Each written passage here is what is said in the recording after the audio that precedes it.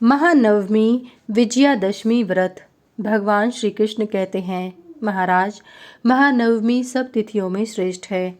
सभी प्रकार के मंगल और भगवती की प्रसन्नता के लिए सब लोगों को और विशेषकर राजाओं को महानवमी का उत्सव मनाना चाहिए। युधिष्ठिर ने पूछा, भगवन, इस महानवमी व्रत का आरंभ कब से हुआ?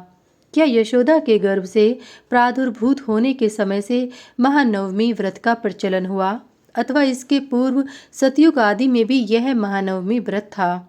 इसे आप बतलाने की कृपा करें। भगवान श्री कृष्ण बोले, महाराज, वह परम शक्ति सर्वव्यापिनी भावगम्या अनंता और आद्या आदि नाम से विश्वविख्यात हैं। उनका काली, सर्वमंगला, माया, कात्यायनी, दुर्गा, चामुंडा तथा शंकर प्रिया आदि अनेक नाम रूपों से ध्यान और पूजन किया जाता है। देव, दानव, राक्षस, गंधर्व, नाग, यक्ष, किन्नर, नर आदि सभी अष्टमी तथा नवमी को उनकी पूजा अर्चना करते हैं। कन्या के सूर्य में आश्विन मास के शुक्ल पक्ष में अष्टमी को यदि मूल नक्षत्र हो तो उसका नाम महानवमी है। यह महानवमी तिथि तीनों लोकों में अत्यंत दुर्लभ है।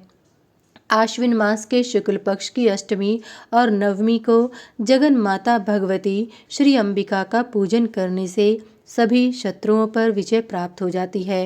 यह तिथि पुण्य, पवित्रता, धर्म और सुख को देने वाली है। इस दिन मुंड मालिनी चामुंडा का पूजन अवश्य करना चाहिए। सभी कल्पों और मनवंतरों में देव, दैत्य आदि अनेक प्रकार के उपचारों से नवमी तिथि को भगवती की पूजा किया करते हैं और तीनों लोकों में अवतार लेकर भगवती मर्यादा का पालन करती रहती हैं। राजन, यही पराम्बा जगन माता भगवती यशोदा के गर्भ से उत्पन्न हुई थी और वे कंस के मस्तक पर पैर रखकर आकाश में चली गईं और फिर विंध्याचल में स्थापित हुईं। तभी से यह पूजा प्रवर्तित हुई। भगवती का यह उत्सव पहले से ही प्रसिद्ध था, परंतु सभी प्राणियों के उपकार के लिए तथा सभी विघ्न बाधाओं की शांति के लिए ही मैंने अपनी बहन के रूप में भगवती विंध्यवासिनी देवी की महिमा का विशेष रूप से प्रचार किया।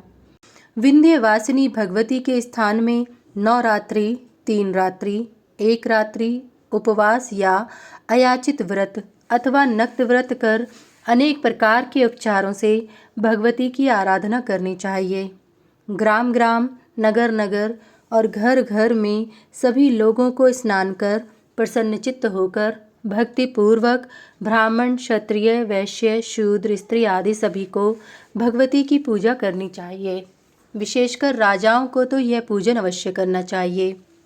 विजय की इच्छा रखने वाले राजा को प्रतिपदा से अष्टमी पर्यंत लोहा विहारिक कर्म, अस्त्र शस्त्र पूजन करना चाहिए।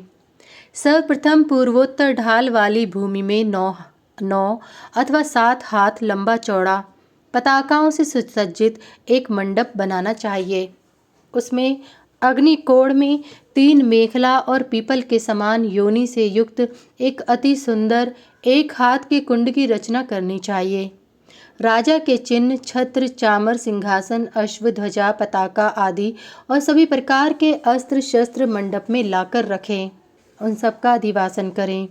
इसके अनंतर ब्राह्मण को चाहिए कि वे स्नान कर श्वेत वस्त्र धारण कर मंडप आदि की पूजा करें और फिर ओंकार पूर्वक राज चिन्हों के निर्दिष्ट मंत्रों द्वारा घृत से संयुक्त पायस से हवन कर्म करें। पूर्व काल में बहुत ही बलवान, शक्तिशाली लोह नाम का एक दैत्य पैदा हुआ था। उसको देवताओं ने मारकर खंड खंड कर पृथ्वी पर गिरा दिया। वही दैत्य आज लोहा के रूप में दिखाई पड़ता है। उसी के अंगों से ही विभिन्न प्रकार के लोहे की उत्पत्ति हुई है। इसलिए उसी समय से लोहा विहारिक कर्म राजाओं को विजय प्राप्त करने में सहायक सिद्ध हुआ, ऐसा ऋषियों ने बतलाया है। हवन का बचा हुआ शेष पायस हाथी और घोड़ों को खिलाकर उनको अलंकृत कर मांगलिक खुश करते हुए रक्षकों के साथ समारोह पूर्वक नगर में घुमाना चाहिए। राजा को भी प्रतिदिन स्नान कर पितरों और देवताओं की पूजा करने के बाद राज चिन्हों की भी भलीभांति पूजा करनी चाहिए। इससे राजा को विजय, कीर्ति, आयु, यश तथा बल की प्राप्ति होती है। इस प्रकार लोहा बिहारी कर्म करने के अनंतर अष्टमी के दिन पूर्वाह्न में स्नान कर नियम पूर्वक सुवर्ण, चांदी, पीतल, तांबा, मृत्तिका, पाषाण, काष्ठ आदि की दुर्गा की सुंदर मूर्ति बनाकर उत्तम सुसज्जित स्थान के बीच सिंहासन के ऊपर स्थापित करें। कुमकुम, चंदन, सिंदूर आदि से उस मूर्ति को चर्चित कर कमल आदि पुष्प, धूप, दीप तथा नैवेद्य आदि से अनेक बाजे गाजे के साथ उनका पूजन करना चाहिए। वंदी जन स्तुति करें। बहुत से लोग छत्र, चामर आदि राज चिन्ह लेकर चारों ओर खड़े होकर स्थित रहें। दीक्षा युक्त राजा पुरोहित के साथ बिल्व पत्रों से भगवती की पूजा करें। इस प्रकार पूजन कर उसी दिन से द्रोण पुष्पी गुमा से पूजा करनी चाहिए। असुरों के साथ युद्ध करने से जो क्षति भगवती के शरीर को हुई, उसकी पूर्ति द्रोण पुष्पी से ही हुई। इसलिए द्रोण पुष्पी भगवती को अत्यंत प्रिय है। फिर शत्रुओं के वध के लिए खड़ग को प्रणाम कर सुभिक्ष, राज्य और अपने विजय की प्राप्ति हेतु भगवती से प्रार्थना करनी चाहिए और उनका ध्यान तथा स्तुति का पाठ अवश्य करना चाहिए। सर्व मंगल मांगल्ये शिवे सर्वार्थ साधिके शरण्ये त्र्यंबिके गौरी नारायणी नमोस्तुते। कुंकुमेन समालब्धे चंदनेन विलेपिते बिल्वपत्र कृता माले दुर्गेहम शरणम गता। इस प्रकार अष्टमी को सब प्रकार से भगवती का पूजन कर रात्रि को जागरण करना चाहिए और नृत्यादिक उत्सव कराना चाहिए। प्रसन्नता पूर्वक रात्रि के बीत जाने पर नवमी को प्रातःकाल भगवती की बड़े समारोह के साथ विशेष रूप से पूजा करनी चाहिए। अपराह्न समय में रथ के बीच भगवती दुर्गा की प्रतिमा को स्थापित कर पूरे राज्य भर में भ्रमण कराना चाहिए। अपनी सेना सहित राजा को भी साथ रहना चाहिए। सभी प्रकार के विघ्नों की निवृत्ति के लिए भूत शांति करनी चाहिए, जिससे रथ यात्रा निर्विघ्न पूर्ण हो। इस विधि से जो राजा अथवा सामान्य व्यक्ति भगवती की यात्रा करता है, वह सभी प्रकार के पापों से छूटकर भगवती के लोक को प्राप्त कर लेता है और उसी व्यक्ति को शत्रु, चोर, ग्रह, विघ्न आदि का भय नहीं होता। भगवती के भक्त सदा निरोग, सुखी और निर्भय हो जाते हैं।